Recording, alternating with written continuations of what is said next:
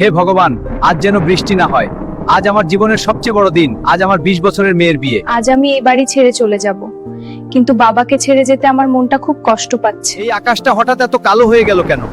যদি আজ ঝড় বৃষ্টি হয় তাহলে মেয়ের বিয়ে কিভাবে হবে? বাবা, যদি আজ বিয়েটা নাও হয় তুমি কষ্ট পেও না। তুমি আমার জন্য যতটা করেছ সেটাই আমার কাছে অনেক।